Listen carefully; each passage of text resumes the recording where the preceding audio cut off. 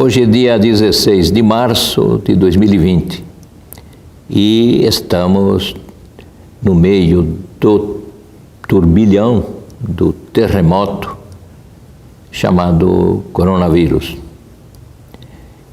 Na Europa, agora é o centro de maiores atenções. Os países Itália e Espanha estão tendo um número muito exponencial de novos casos e também um número exponencial de mortes. E existem algumas informações com relação ao porquê esses países estão sofrendo esse crescimento exponencial desta pandemia do coronavírus, do vírus. Segundo os especialistas, na Itália seria porque a população de maiores de 70 anos, maiores de 80 anos, é muito acentuada. E na Espanha, a motivação maior teria sido porque o governo populista, no dia 8 de março, conclamou milhões de pessoas para irem às ruas em defesa dos interesses da sociedade, da mulher. Era o Dia Internacional da Mulher. Poderia ter sido essa saída às ruas, esses atos populistas poderiam ter sido postergados. E isso acaba explicando porque há maior incidência em Madrid, a capital da Espanha, do que em outras cidades espanholas. Os atos populistas criaram esta exponencial. Na Itália teria sido o fato de um colapso total do setor público no tocante ao serviço de saúde.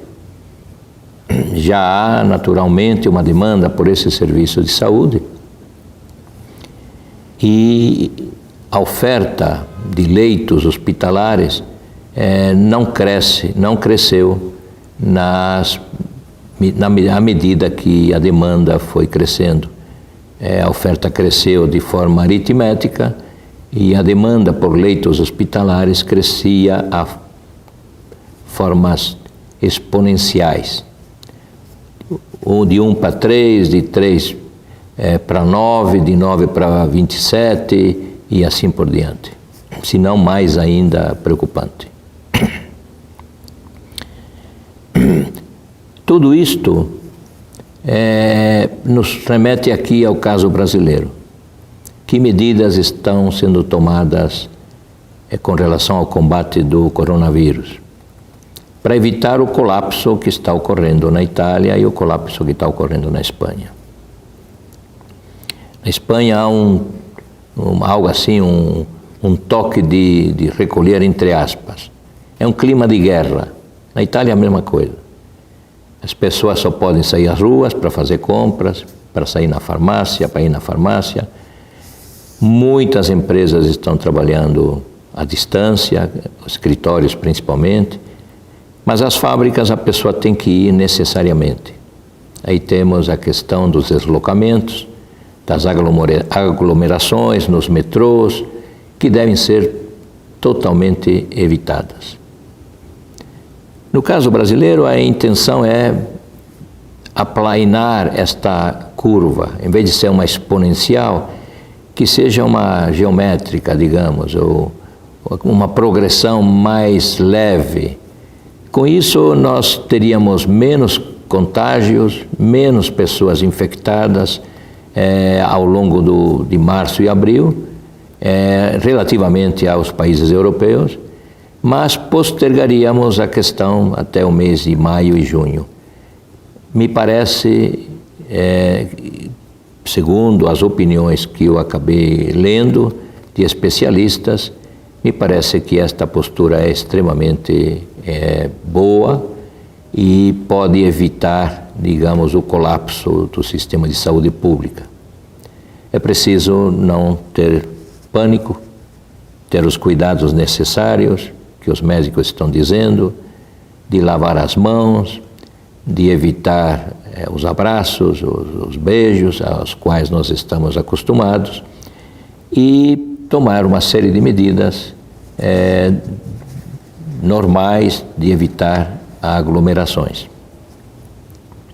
Por exemplo, no meu curso da USP, por decisão do senhor governador, aulas presenciais estão proibidas, mas eu mantenho e já mantenho com os alunos um contato através das mídias e YouTube e através dos sistemas internos que continuarão sendo extremamente eficazes.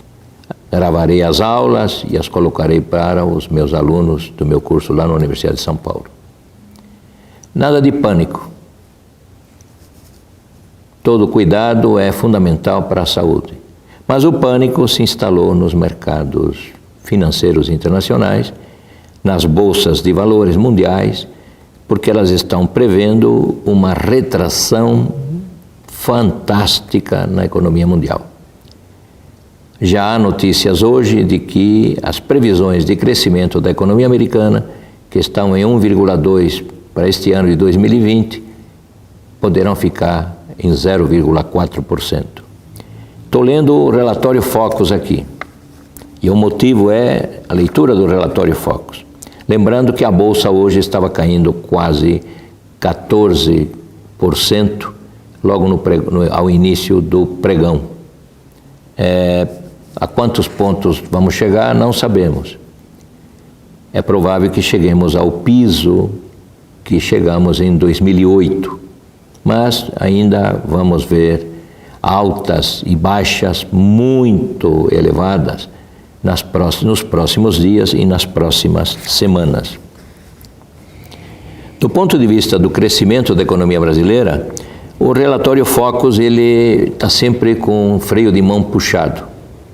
Ele aparece ao início do ano com uma taxa extremamente desejável, vamos crescer 2,5%, vamos crescer 3%, e aos poucos ele vai diminuindo a previsão na mediana das informações. As previsões de alguns colegas economistas na semana passada já estavam dizendo, olha, a economia brasileira provavelmente não vai crescer 1%. Outros estão dizendo, é provável que o crescimento seja negativo neste ano de 2020. No relatório Focus, nós estamos encontrando um crescimento de 1,68%. Tenha certeza que ele é irreal. Na próxima semana ele será menor. É que a tendência é exatamente essa, não há uma brusca queda. São suaves quedas. Mas é provável que os colegas economistas que estão mais atuando perto das projeções do crescimento da economia brasileira tenham razão. Há uma grande probabilidade de que o crescimento não seja nem de 1%. Tomara que não cheguemos ao ponto de dizer foi negativo, mas passa a haver uma grande probabilidade de que isso venha a ocorrer. Há uma previsão agora maior de que o Banco Central reduza a taxa de juros Selic em 0,5 pontos percentuais, dos 4,25 para 3,75.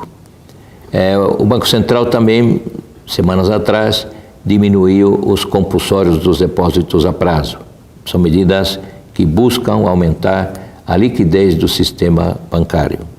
Taxas de juros menores também são bem-vindas, até porque nos Estados Unidos da América a taxa de juros pelo Federal Reserve, ficou próxima de 0%. Houve um aumento aqui na cotação do dólar, a última cotação era 4,20, agora está 4,35. Também o dólar ele vai se ajustando devagarzinho para os padrões de hoje. Hoje bateu quase R$5, ou está passando dos R$5 no comercial, em muitas casas de câmbio. E estamos observando sim, que a taxa de inflação está caindo de 3,2 para 3,10 e que o comportamento da conta corrente na balança de pagamentos está ligeiramente superior ao da semana passada e o déficit na conta corrente está previsto em 59 bilhões de dólares, enquanto que o superávit da balança comercial está situado em 36 bilhões de dólares. O que está diferente da semana passada é o resultado primário, que na semana passada era 1,10% do PIB, já aumentou para 1,15% do PIB, deverá ser maior o déficit fiscal. E também porém, em relação ao resultado nominal, ele se mantém inalterado em 5,5% negativo. Há uma nova redução da taxa de juros, acaba compensando esse aumento no resultado primário negativo. Enfim, estamos no meio de uma guerra sem precedentes contra um agente que não temos condições de vê-lo e que está ali escondido, aproveitando-se da fragilidade de pessoas idosas ou de pessoas jovens que estão com sérios comprometimentos da saúde. E, covardemente, está dizimando milhares de pessoas pelo mundo todo. Vamos aguardar novas informações sobre as projeções do crescimento da economia.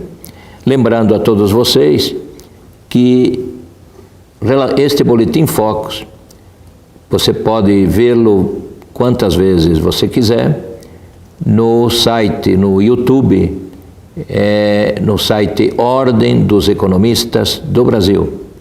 E, se preferir, no meu site privado, Professor Manolo, FEA USP. Bom, espero ter melhores notícias no próximo Boletim Focus.